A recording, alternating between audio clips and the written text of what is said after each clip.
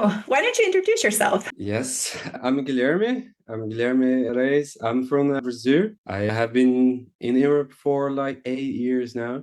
I'm a software engineer, mostly now in the front end. And I've been in all over the places, like from VB to now, and being a more specialist on JavaScript.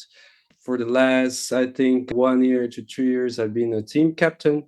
And I'm evolving now for PDM, that's a personal development manager. Wow. And what inspired you to join the Leadership Landing program? Yeah, I think for me, I was seeking, let me formulate that in the best way, because I first took one class of yours that was the Agile course. One day, I The think, Team Accelerator. yeah, the Team Accelerator. Uh-huh. I don't remember if it was 1 or 2 days, but for Yeah, I me, think it was over 2 days. yeah, Yeah. Hmm. but for me it was really transformative. And even when you look to Agile, you look like what it is written in the book. And I had this holistic view of that. And that's the approach that I like to have on stuff. And so that course really opens my word to Sarah words. And just grabbing bites and stuff of knowledge from you from that was really nice, and I wanted more. So that's why I went to leadership, because I like, hey, I do like to be a leader. I do like to help people. Usually I get in situations that I do like to be in those positions, mostly because I see some lack of a team. So I put myself in this position, but I also want to understand myself, and I also want to understand the people that's with me in the team. So that's what I went to the course. I wanted to feel a bit and understand more with the perspective that in these 2 days you showed to me. And I knew that was a lot of stuff to learn, and it's still a lot of stuff to learn. But that day, that was the click for me. Like, hey, I want to be a leader that people like really likes to be around me, and that's what I feel from you. That I was like, hey, I want to work with you. That's a good thing, right? Yeah, exactly. And I was like, I had that feeling, and I like, it's not a situation. How can I learn the best from her? And was the course, and it was really really good. Yeah, and actually, I remember you specifically in the program. I mean, it was a couple years back when I did the Team Accelerator. And I think what really resonated with you, because I remember in your checkout, was not just the way I presented agility, breaking the frameworks, if you remember. It was how I presented how you can communicate differently. It was how I gave the course because you struggled with not being recognized in your neurodivergency, and you struggled in being, let's say, being fully present or being part of the room, or also being able to have those courageous conversations and be able to influence in the way that you really wanted to do. And in those 2 days, you said, oh, I like, first of all, you didn't lose your energy, because I remember you saying something like normally a 2 day program, you would lose energy, you would lose focus, but you didn't over 2 days. You had your focus those 2 days. And you said, Yeah, what did you do to keep my focus? Because I never have my focus kept. yeah. And I think that was something that really resonated with you, because when you reached out to me for the leadership program, it was not just, I want to lead like her. It was, I think you can actually teach me this in a way that other programs can't teach. That's what really resonated with me. Exactly. And the courageous conversations I still use by today. I have a book just there, the one that you gave to me. Every time that like, hey, I use that a lot actually. And in these last years, I had a lot of situations that I had, hey, let me give one step back, let me write it down in this format, because then I really express myself. And sincerely, it is totally a change of the door. It's like the person could be like really mad, and it could have its own problem there, his own word. And when I change with the correlations conversation, the person just like, hey, okay, so let's, and it brings to everyone to the same level, and then we can talk and solve the problem. And that's for me was definitely the big thing. The communication and the way you communicate stuff is really really nice. And I have been receiving some compliments, few compliments about the communication style and how I could be so empathy with people and stuff like this. But I also I already had the empathy, but now I know how to communicate with them in a way they also would open the door for me and let me in.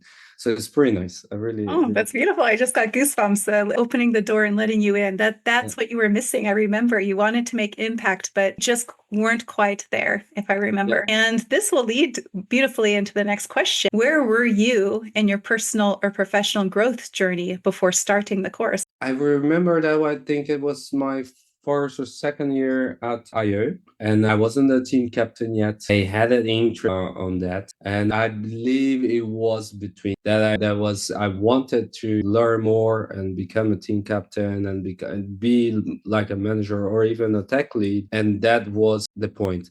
But more philosophically, I think I didn't know where I wanted to be, like where my career is going, right? I didn't have that view of where I should go next step. I was a senior front end engineer, and that was it. Yeah, Just keep. a bit stuck. Yeah, exactly. Yeah.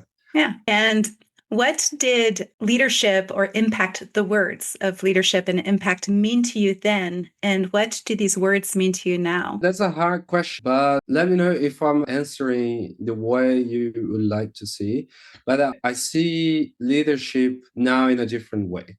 Because when I see a leader or engineering manager or a tech lead, before I see them just a tech lead, just a manager, and that's it. But now I can put them more in styles, because we discussed a lot about styles of engineering manager, and I Mhm. could, like, okay, so this engineering manager use this style of leading, and so I also, for me, it's easier to approach them, right? And also, when I have an engineering manager, for me, it's easier to communicate with them, because now I know what the style of leadership he's at, so I can that communication for me is easier. So I think I separate, like, for a solid block, like this is our leaders and managers and stuff, for smaller grains, like, oh, this is style, this is style, and this is style, and this is style of Yeah, leaders are in fact humans, right?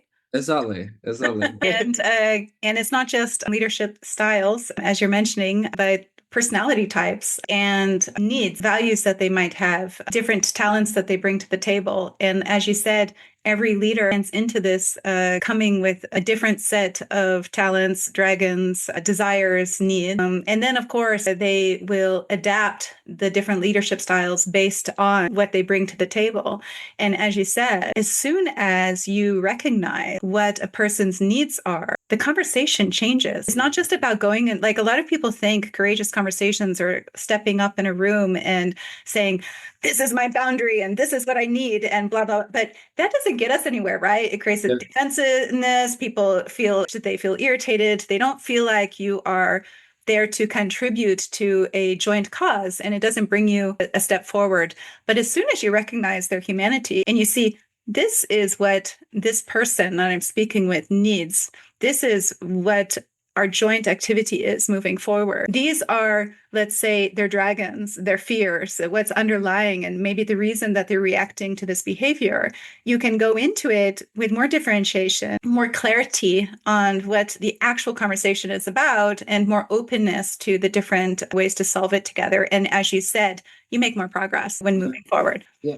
I think it is really related, because then you can see the other side. Because when you understand the need, you can talk from the same point of perspective. So, and then you can progress together. Even if you don't agree with their perspective, you can see their perspective. So this is really powerful. Yeah, that's like the, I don't know if you remember day two, or actually day three, we talk about convictions and how you can actually have different convictions in the same team and still make positive progress together, as long as all values are honored in that space. So learning how to be okay with different perspectives and still be able to make progress towards a joint goal, that is power. Yeah.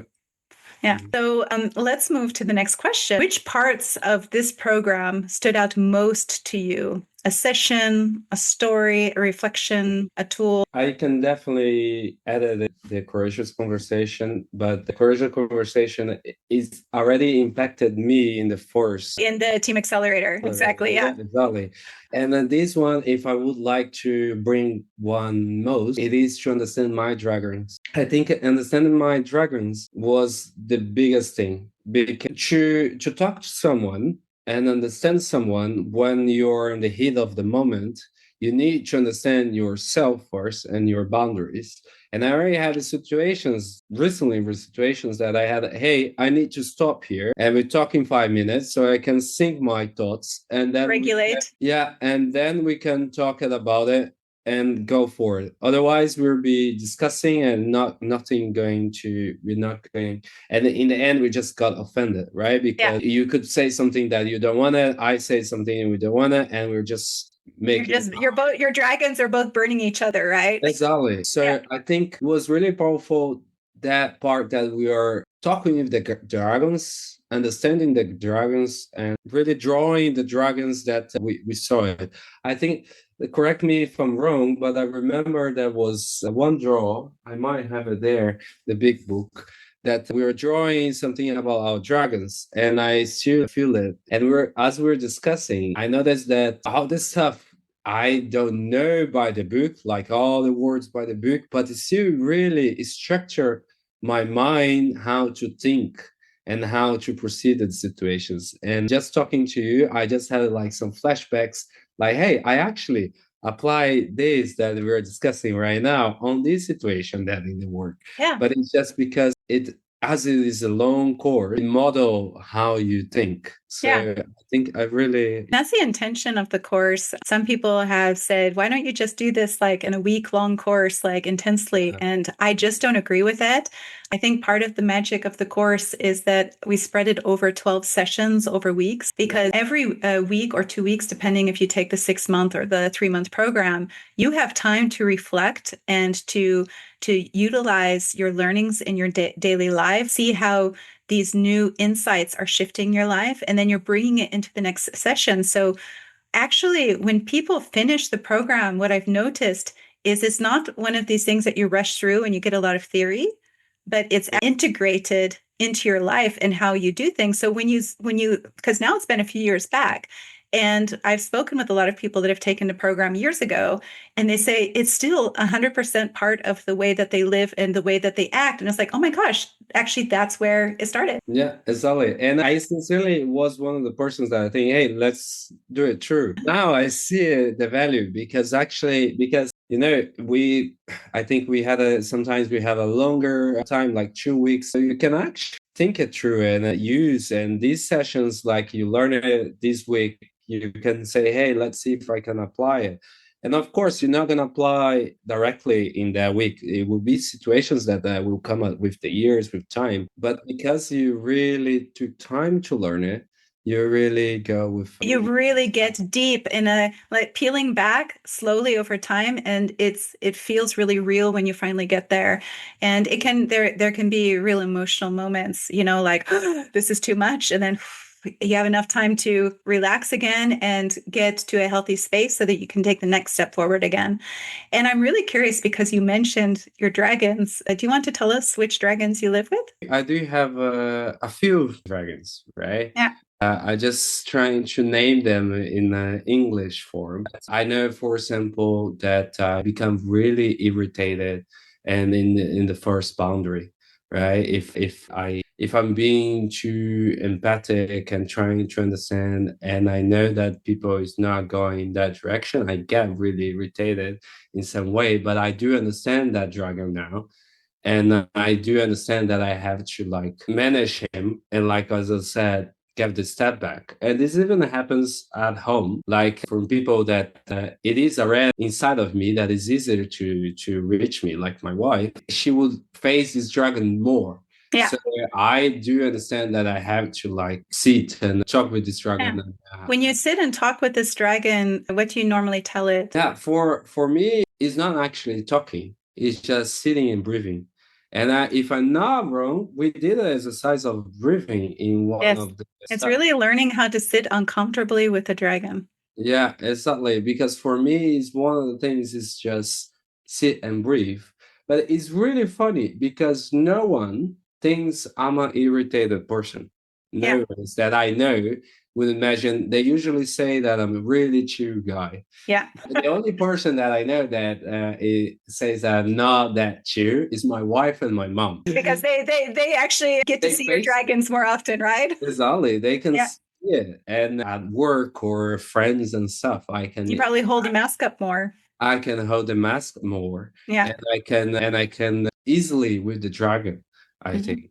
And that's one of the dragons actually that I've been facing most. And what power do you get from this dragon when you, let's say, integrate with the dragon in this way? Yeah, that's the moment that I am right now, and that's the moment that I'm trying to do this because, as I said, when we integrate it, we can use the power, right? Yes. Because when I see a dragon that is like this force of being irritated and just do it, right? Because Mhm. they're just together, just let's just do it. Yeah, impatience. Yeah. Yeah, the impatience, and that's the thing that I'm actually fighting right now to just understand and just like regulate how to use that force and just actually do it because as you said I also neurodivergent and sometimes I just procrastinate a lot, right? And I also like learning and to use that with me. Yeah, it can be quite a strength that you have this just do it mentality. And as you said, the negative side of it can be impatience with others.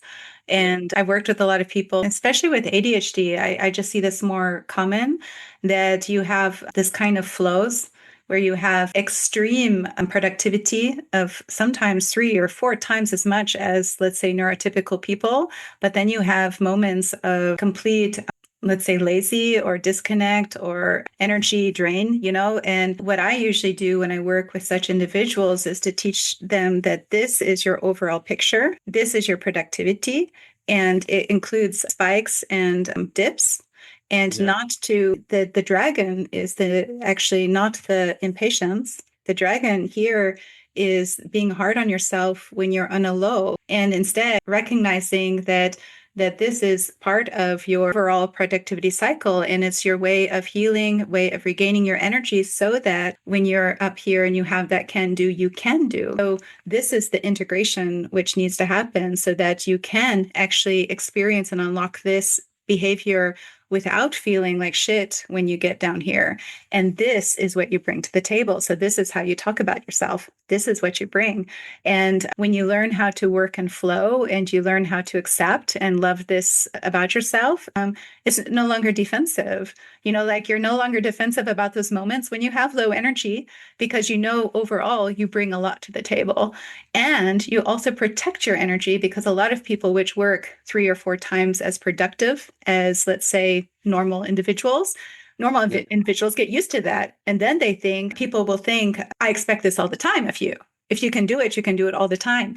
And no, yeah, you can't, right? So then you actually go into the right conversations and be like, no, this is actually what I bring. It involves this, but it also involves this without being defensive, without having to defend, but just as this is a state of fact. This is what comes with me, and that's fine. I'm worthy as is. yeah. If you learn to use it, that is really powerful because I notice when I really use it, I can just finish everything that I need, and then I waste it again. Like then Yeah. I'm tired again. Exactly. And instead of feeling guilty about it, just Yeah, know this is part of how I am. yeah, And that is the sitting with the dragon and integrating.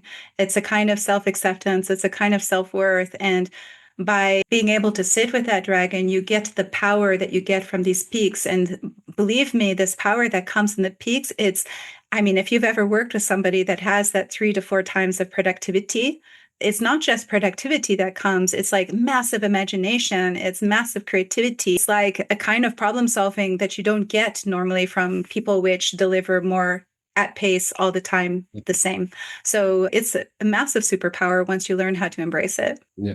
Anyway, let's move on to the next question. Was there a specific moment that shifted how you see yourself or your ability to influence others? That's a really really nice question because I don't have the specific moment of time, but I could see it. That of course When I became a team captain, more people were talking to me. But when I also integrate into a new team, I see that there is, because of the way of act, completely changed the figure, right? Yeah. So I completely changed how people perceive me, how I also deliver stuff, right? How I can switch between roles, like being a completely front end developer to like managing style of that. And I also received some compliments saying, "Hey, I actually see you as an engineer manager, like a tech lead, like that." Nice. And that's really really nice because I'm receiving this information, and I'm like, okay, that's nice. That's really really good to hear that I'm doing that impact on people, even being as a front end developer and being able to contribute in that way. That Yeah. And we actually learned that is leadership is not a management hat, right? Yeah, I think it's really really that, and it is a thing that I do like it. I do like to be in the middle position. Like I'm not like just managing, but I also in the side of people battles. Like as a software engineer, it's really nice to be there and see what we're doing and see where we're going and developing together and feeling the pain as well. Yeah. Because I think for most, I think tech leads and the engineering managers, there is a moment in the career that they just managing, Hmm. right? And that's, I think this is really hurtful. And being in a position that also is just in the middle, like I can be there, but I also can contribute and talk in the same level. It is really powerful for me. So in the last year, I have noticing that it's been some impactful and moments that come. I cannot say it was from this date, but Yeah. I see there It was a delivery. gradual awakening. Yeah, exactly. Yeah. Yeah, beautiful.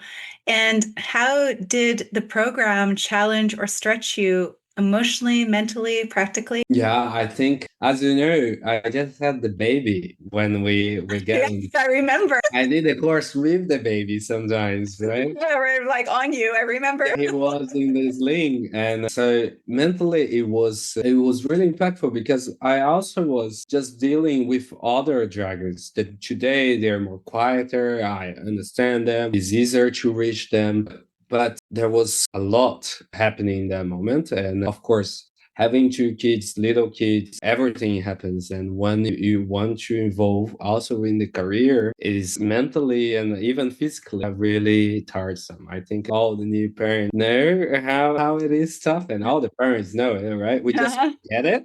And then we think we want more kids. I've had, for some reason, quite a few new parents or people having more kids that took my program. It must be that age of Yeah. transformation between engineer and management. It kind of falls at the same time that we become parents. And one of the things that I've heard people say is they find this new learning of leadership actually not just changing their lives, but changing the life of their children because they Yeah. parent differently. It's essential somehow at that time in life to start to change the way we act and think and regulate ourselves. Exactly. And I think that's the most important thing because it doesn't for me it impact how I communicate even with my kids. And that's the toughest stuff. Yeah. Because as I said, at work, you can put the mask on and just go in that. You're professionally going that. Hmm. At home, you have everything that your mask is everything is just showed to everyone. So Yeah. it's like not doing faces and not doing so it is really truthful and how you are in that moment. The kids, you learn it and you also teach them how to be like that and how to teach them to communicate in a nice way. And so I think it challenged me a lot in the beginning so I could just understand myself. And in that moment, I was having my second kid and I was learning even more and stretching me physically, emotionally, and mentally. And so it was really a bridge in a way to talk with my dragons, I believe, and understand them in some way. And I do believe with the dragons is a thing that every few years a new one shows up, right? Yeah. I think they made. They may made or they've been Yeah, hiding yeah, underneath there. It's like, exactly. oh, I see you now. Yeah, exactly. So you can walk in the valley and say, "Oh, there, exactly." It's quite a journey, I think, and quite a journey. And yeah, I do think, and I'm really happy to talk to you now because after a few years, I see that this stuff is inside of me.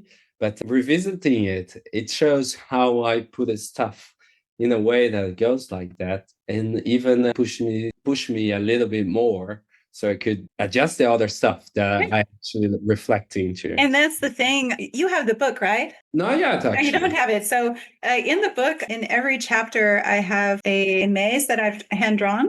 So you see? Oh, nice. Yeah. And so every chapter has it has like a starting and end point. So these are all hand drawn by me. And what's very interesting is the end point of one of the last mazes is the start point of the next maze of each chapter. So you're like progressing through this labyrinth in the Yeah. book. And what I did specifically is the last maze of the book, if you go to the last one, the starting point of the beginning of the book is the last point of the end of the book because it's meant to represent the cyclic behavior of growth. So if you would go through this book, and the book is based on my leadership program on a regular basis, so maybe not every year, but maybe every couple of years, and you revisit your behaviors that you have today, the convictions that you believe in now, and who's influencing you with these convictions, but also what do I need to thrive today? It's going to be different than what you needed to thrive a few years ago because you have built new skills. You are able to now support yourself in something so you don't maybe need it from the room anymore. So you'll have different values. And then when you start moving in closer, to your personality, and then you discover those dragons, it's not that you get a lot of new dragons being born every year, but you build a kind of strength, just like your values are shifting and you don't need as much from your environment as you did before because you are leveling up as an individual. You have the strength to see now dragons that have been there all along. And that's what brings out more power. That's why I believe when people get older, not all people become more wise, but if we are on the trajectory to become more wise, it happens with age. As we become stronger, we have the ability to sit with dragons that we just couldn't sit with before. And that's a cyclic behavior. So yeah, this is something I hope the program teaches people. I don't know if you remember on the very last day of the course, it was like, okay, now you have completed this journey, but the journey doesn't stop. It's not like we're at the destination. You have learned how to walk the journey. And this will be a continuous cycle that you do throughout your life, every time leveling up your impact to maybe in a smaller zone, your family, but eventually to your organization and to the greater society as you grow older and become more wise. Yeah, and I have been what you're saying, and I noticed that I've been visiting this little book here. That's the one that you gave to me, right? Oh, yeah, exactly. Yeah. And I have it, and I've been and this is the one that I took the course, but and I noticed that I have visiting it several and several times. So for example, here I have my values, and I have a talks I had it with Anka with the other Yeah. stuff Yes. we ask it. So I do think the book is really, really a thing that it really helpful as well because in the end, I just saw one of the monsters here, and one of the in the end, we're still revisiting. I'm pretty sure other people that took the course as well revisit that from time to time. I definitely visit a lot the courageous conversation so I can really frame it in a nice way and see that you're not missing anything. But it does comes like for my values. I already got myself just like, hey, I'm taking that decision. And this decision, it is between my values, right? It is the values that I wrote it here. And even revisiting the values, like, hey, is this value even still making sense? Is still like who I am. And I do think the book would be a really nice guide to like read it and sometimes just It's time to get this book. yeah, It's that's quite an right. investment. It goes from part to part, Yeah. and then you can revisit. And when you're gonna become made an audiobook as well. So Yes, still on my to-do list. it would be pretty nice because I do walk with the I dog, don't and know if anyone wants to listen to my voice for that, but one. I definitely need to try it. Think so. I would be pretty happy to like when I'm walking with the dogs and like you're just processing all this stuff and you just put it and you just visit this stuff. This is how I do it Yeah. actually. Yeah, you're a more audio learner too. I'm Yes. actually curious, since we're talking about an audiobook, would you like it more? Because this has been a question in my head, to have me, let's say, hire a professional person to read my book and have a, let's say, more eloquent voice, or would you like to hear it from me talking about it and me sharing it? I think it's really powerful when it's you sharing it, because I have listened to books like from Amazon. Yes? And all the books that the person that did it read it, even if it was some chapters, it has more passion. It has exactly the thing that the person. Yeah, when I'm reading in those, especially parts where it was my life I was living, of course I'm going to have more emotion in the way that I say the Exactly. words, like, It packs more. I yeah, think even if say, hey, I'm not a professional in recording this, but I think it would be amazing because you do it pretty well. Your communication is like that, and I do think it would be pretty good. I think at least for me, perspectively, I would really enjoy it to listen yeah, to. maybe it's something for me to do in these couple of months actually, where I am in between jobs. So it's something to Yeah. think about. I remember it was something I thought about before, and then it's just kind of fallen off of my active thinking. So something to consider. For me, it's definitely one thing. I always revisit audios and when I'm walking and stuff, and that's the thing. Nice, nice. So let's get back to our questions here. Which framework or exercise do you still use today? For example, the values map, the dragon metaphor you've already talked about, Enneagram, maybe the eco-cycle planning, worthy goals, any framework which you still use today. I have to think. One thing that I recently wanted to reintroduce, it is what is the name again? Describe it, I can tell you. Yes, it is the one that we do it with the team. So it is not one of those that you listed. It is the one that you do with the team, like the values of the team and how to communicate with the team and all the stuff. Because I noticed in some situations, We did that during the team accelerator. yeah, I one of Exactly. the Yeah, so it's the second day. Yeah. and I think this one my moment on life is pretty important. But I think it is the one that I think I'm because the one that I'm really using always is the correlation conversation, but I Yeah. don't want to be like touching those all the time. Yeah, the same one. Exactly. But it is the one that for me, as I said for you many times, it really changed my life and really touched me in personal life. It's okay to bring up the courageous conversation, because you can't have an effective courageous conversation without having a solid understanding of every single layer of your personality. So it's actually, let's say, the umbrella of everything in the first half of my book. The second half of my book is all about execution and how to deliver good leadership and engineering leadership, etc. But that first half, you need the whole first half in order to be able to effectively have a courageous conversation. And I do remember you saying the first day of the course that the first, I think, 4 weeks or something Yeah. it was ones that we're gonna talk about yourself. And I do think that's the one that really like emotionally we went really deep. Yeah.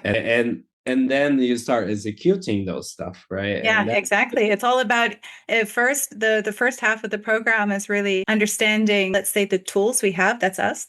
We're the yeah, tool, like how we work, how we function. The second yeah, half is being able to execute what you learn in real life to actually move teams forward, make real impact in the world. How can you actually get stuff done?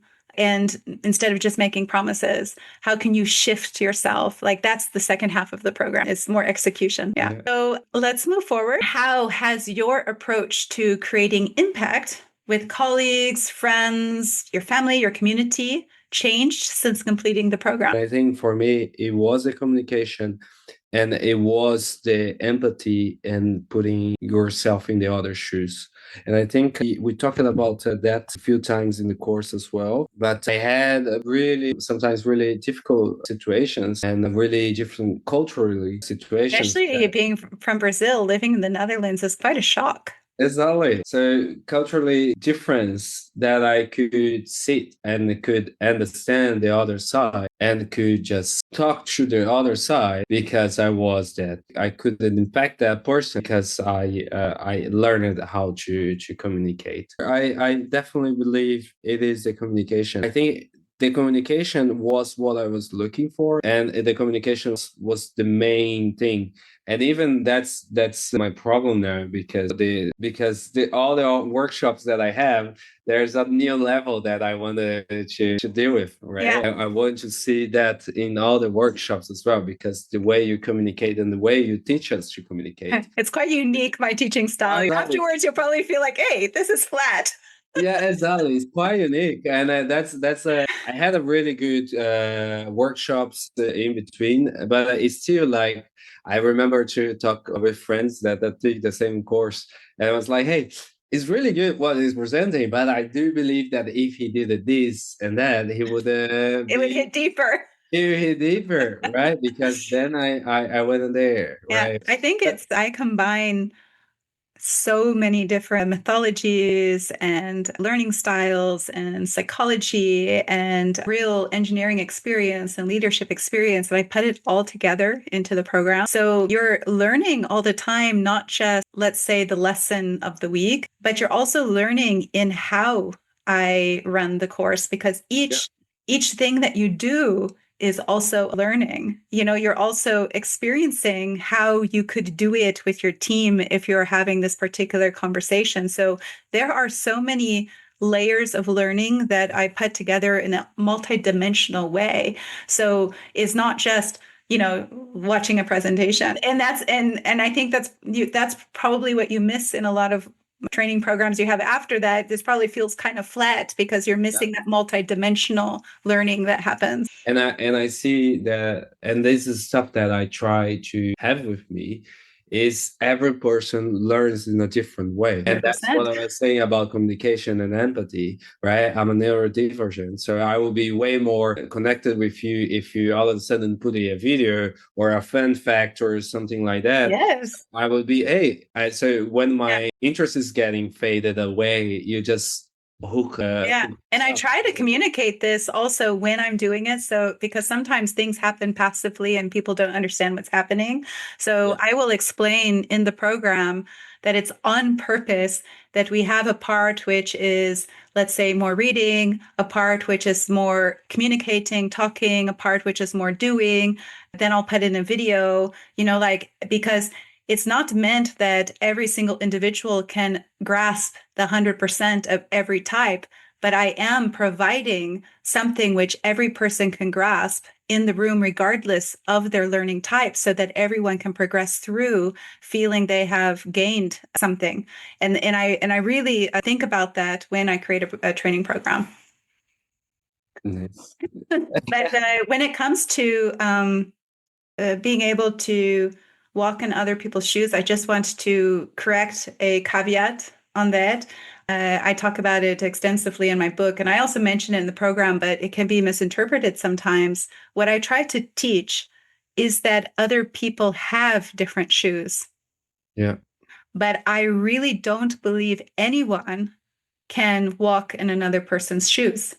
Yeah. And that's the understanding. A lot of people think that you have this ability to understand what another person's experience is. And by having that belief in itself, I think it's dangerous because then you start to assume you know what another person's experience is. And that's where most leaders fail. Yeah, you cannot, because there is a whole background and a lot of dragons that even if you see the person's view, you're not feeling Yes. dragons. You're not So feeling all the trauma or So grief. if you see similarities, you go, this person also has been adopted, or oh, that person also has ADHD, or oh, they have the same abandonment dragon as I have. To remain curious always, Because just because you have some similarities, you are different.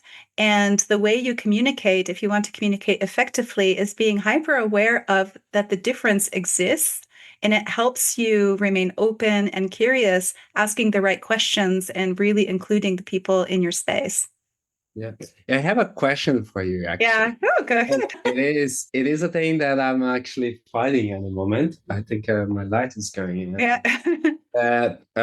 It's one thing that I'm fighting at the moment, because when you start to be more empathic and trying to understand the other side, trying to communicate with the other side with the same view, so you can progress, right? There is a phrase from an old boss that tell me, and I always remember, like, the happy on life is related to progress.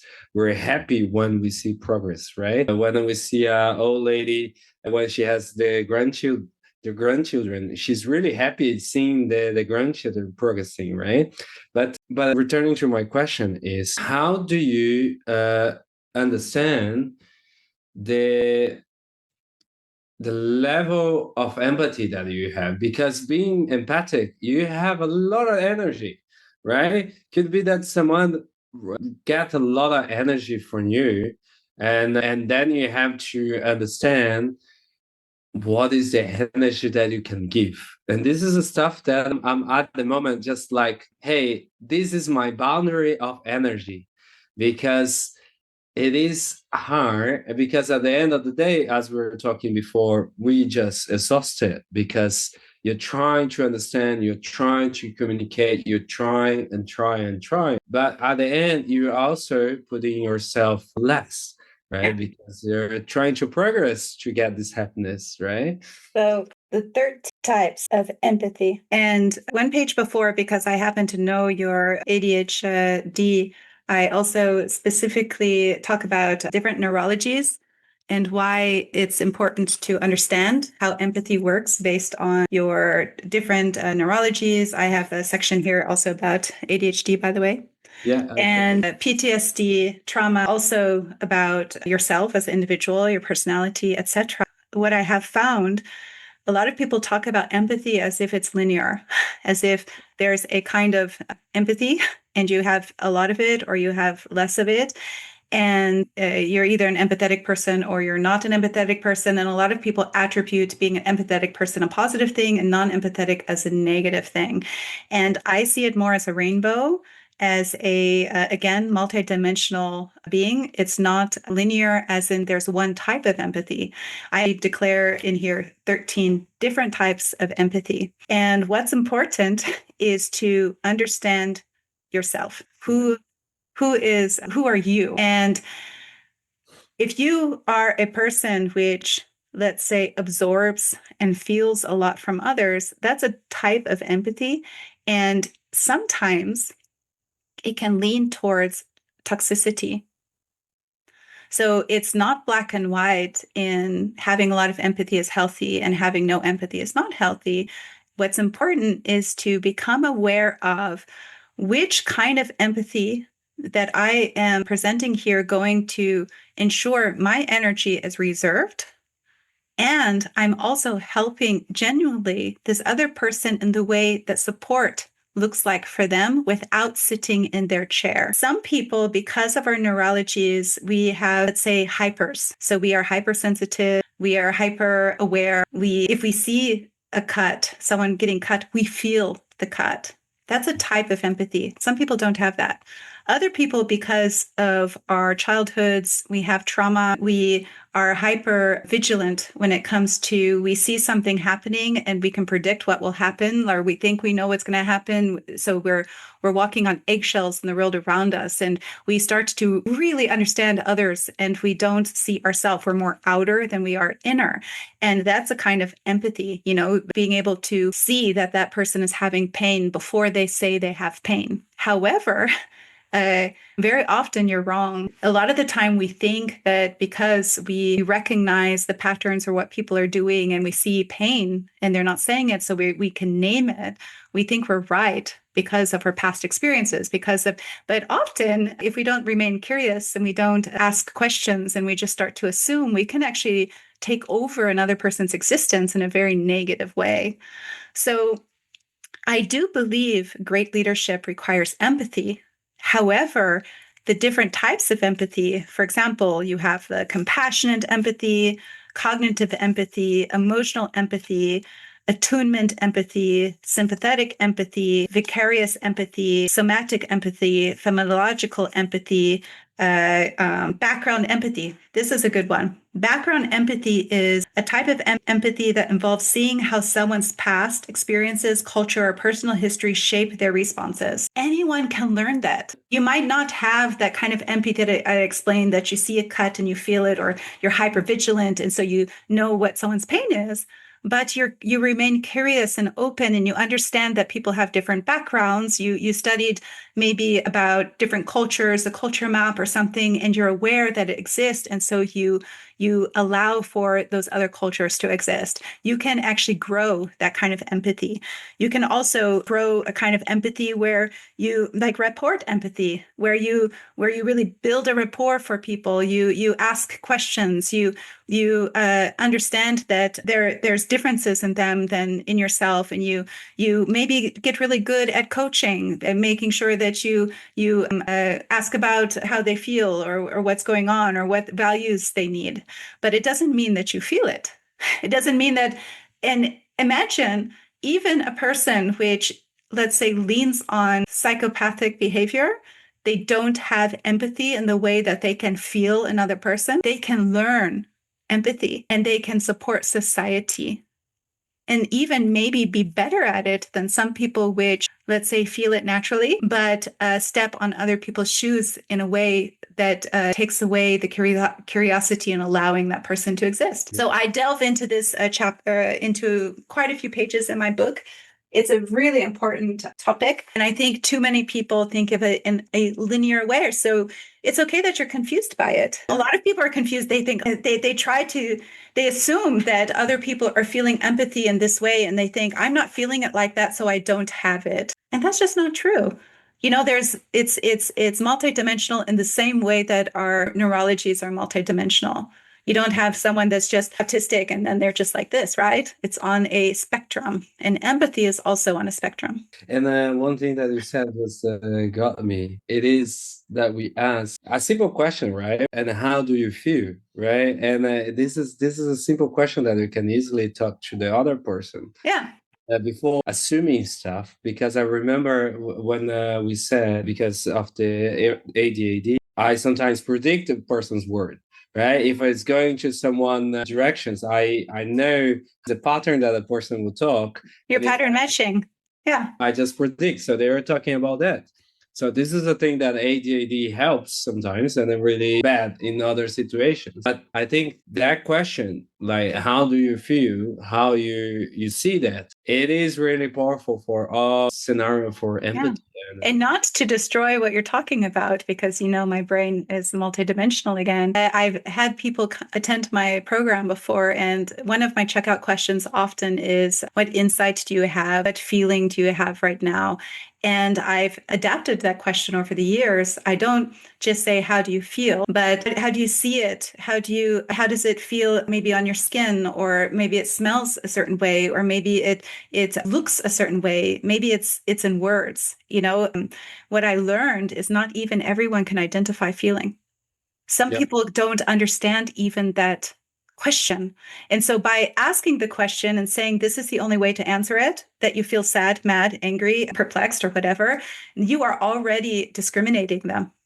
So I have learned over time how to ask questions, yet still leaving space for people to exist in those answers in the way that they exist, and allow them. And that's why I think I empower so many different types of people, because I allow for their humanity to exist in the room, when never before did someone say, it's okay that you don't have a feeling like sad or mad.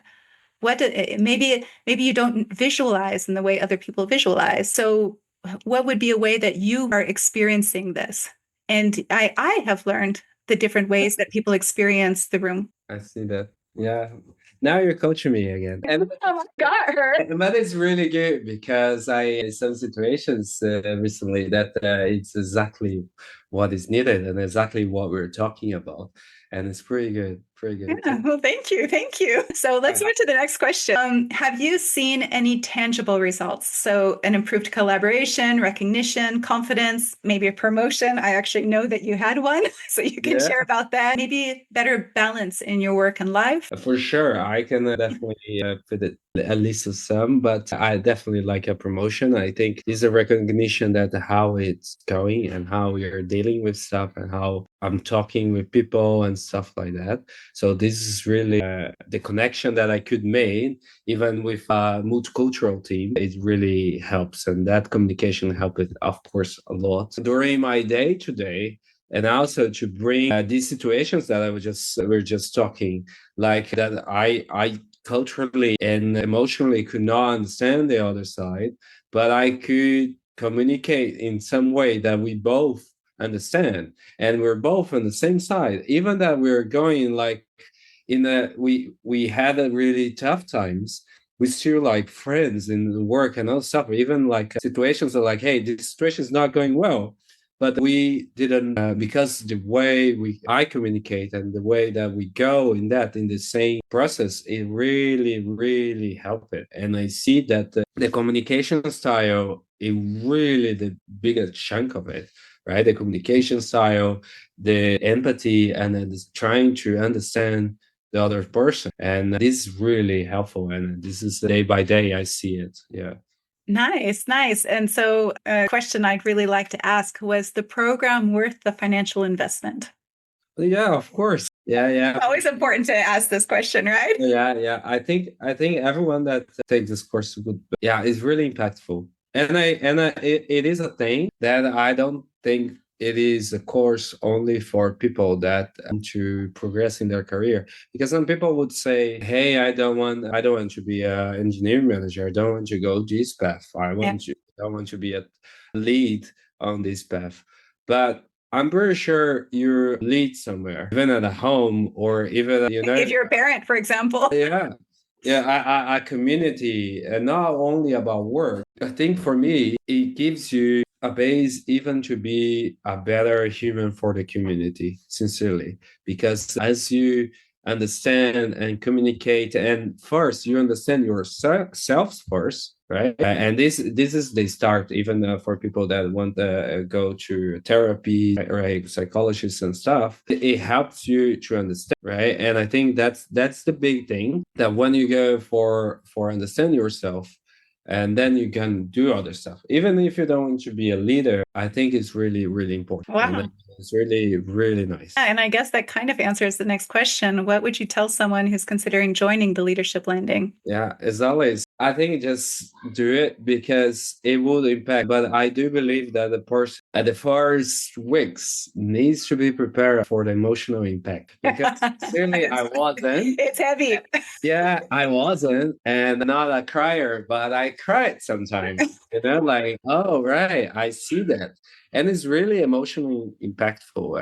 I do believe, and that what is makes the change, right? When impact that deep, you can change, right? I think as a humans, we just change it in mostly we change when we really had this drive to change, we really wanted, or if something impactful happens to you, right? Bad or good, Yeah. but something impactful. And I think this course and of course the first weeks is really impactful, and that makes a change, and that's why it makes you remember, even if you're not like with the book all the time checking. It's just, oh yeah, that's the way. So it got really deep, interesting to you. Yeah. Nice, nice. And if this program had a ripple effect on the world, what do you think it would spark? I do think I noticed that I'm more and more about community, and I'm developing more and more my community and people around me and stuff like that. And I do believe that if this is spread to the world like that,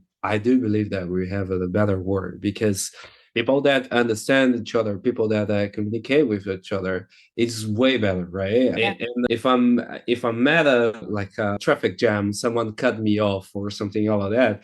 If you know how to communicate and if you know how to express yourself in a way that it's impactful as well for the other person, it's changed. And that's what we have been talking, right? Someone could be really mad at you. If you know how to communicate with that person, you change. And all of a sudden, you see that you're drinking a beer or a coffee, like you completely can change. I do think if it is a butterfly effect, It's in a way you're changing by becoming more yourself. yeah. So, looking back, what part of yourself did this program help you rediscover or strengthen? I do believe that it put it to myself to something that I knew it, but I didn't write it down. Let's say like that. I do notice now that I'm really a people person. I really feel it to coaching, to manage, to help, and manage not the way like, hey, I want to say people what to do. I'm more in the coach side. That's what I notice more about. Igniting people. Yeah, when we're talking about managing style, I noticed that I do like to be the middleman that is coaching, like, hey, let's communicate that in a nice way. And this is what showed to me that I'm really people person. I sincerely noticed that I'm more involved in the person level. And we're doing a project. We want to reach a goal, and I'm really like, hey, let's do the go, thinking about the go, but let's everyone be really proud of it in the end, Yeah. right? Just I'm really curious because this is always a question that comes up in leadership rooms.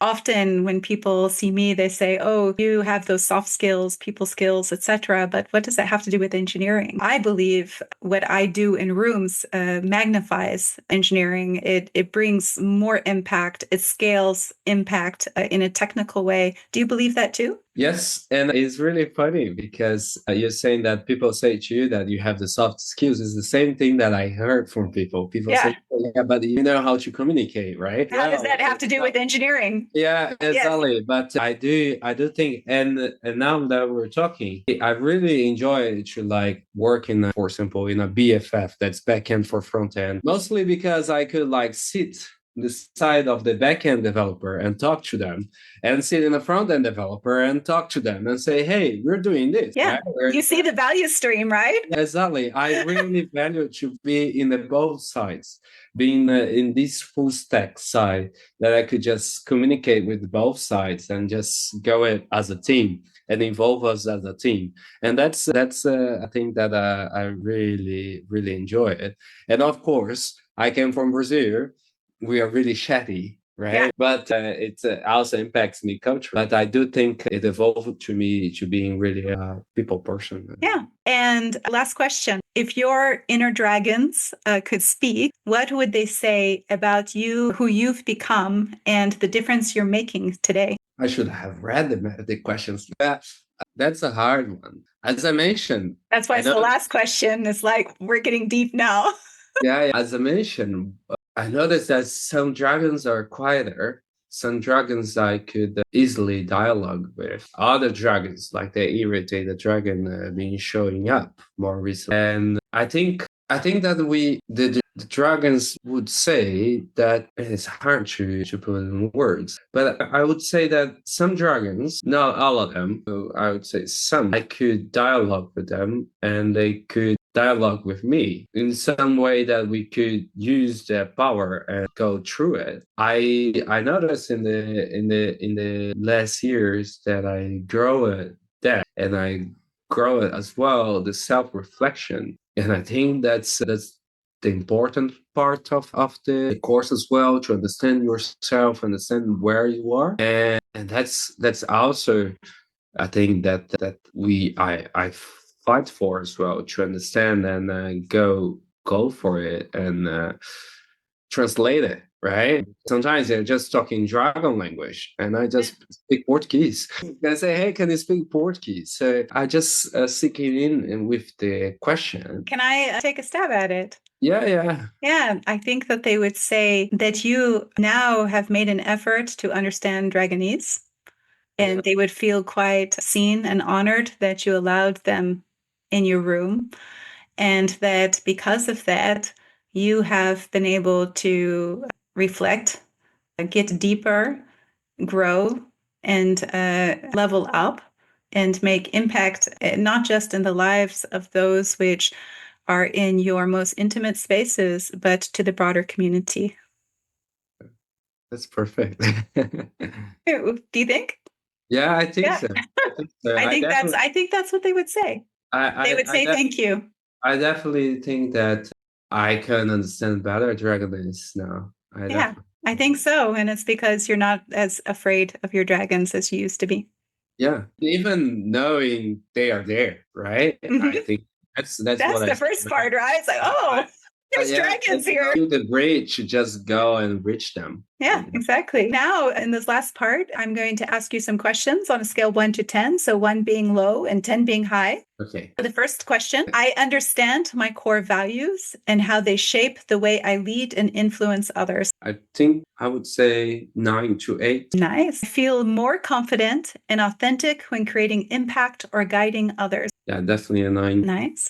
I have practical tools to navigate motivation, communication, and growth conversations. Yes, a 9. Nice. The program continues to have a positive effect on my work and relationships. Yeah, 10. Nice. And I would recommend this program to others who want to increase their positive impact. Yeah, a 10, of course. Yeah. Awesome. Are there any questions I didn't ask or any last words you'd like to share? I don't have any other questions, but I do want to share that I think for from the team accelerator or for the workshop that yeah, everything that until now, the 2 courses that I had it with you really impacted me in a really good way. So I do think that anyone that there and really in doubt of, I think they should just take it and go because it really transformed me. And it needs to be like a bit prepared. There is no way to really prepare, but at least emotionally prepare that you are open to take the next step on your life, not only career and on your life. And then this, and I do think for me it came in an age that I was around becoming 30s, if I'm not Yeah. wrong. I was in in the house of the 30s. So I did think it's pretty powerful because it's as I said, it level up and mature as well, and it's pretty nice. It change stuff, change yourself. Wow. Thank you so much. And it was so lovely to have you in the program. And I hope in a future program.